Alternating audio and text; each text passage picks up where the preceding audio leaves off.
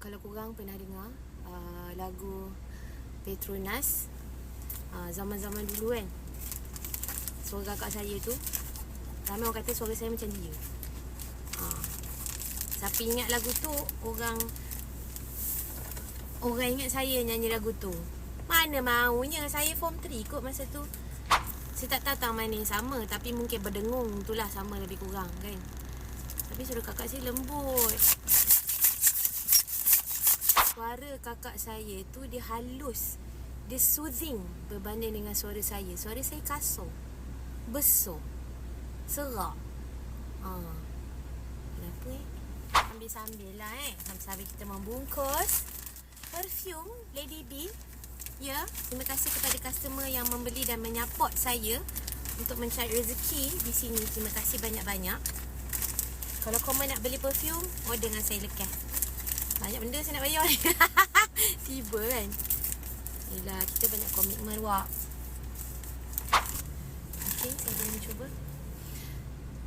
Seandainya dunia tanpamu hilang warna seri cahaya pelangi. Seandainya dunia tanpamu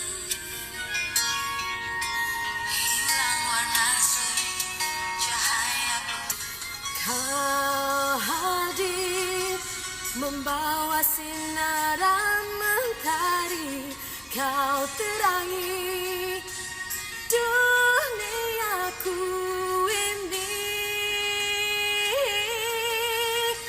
Kau hadir membawa sinaran mentari, kau terangi duniaku ini. Sama kah? Ya, memang saya obses dengan lagu tu. Dan kakak saya yang nyanyi, saya rasa bangga. Itulah kegunaan adik. Adik-beradik, dia kena support adik-beradik.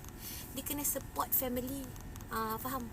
Saya bangga kakak saya nyanyi lagu Kau hadir membawa sinaran mentari, kau terang. Ya Allah, orang tu tengok pula.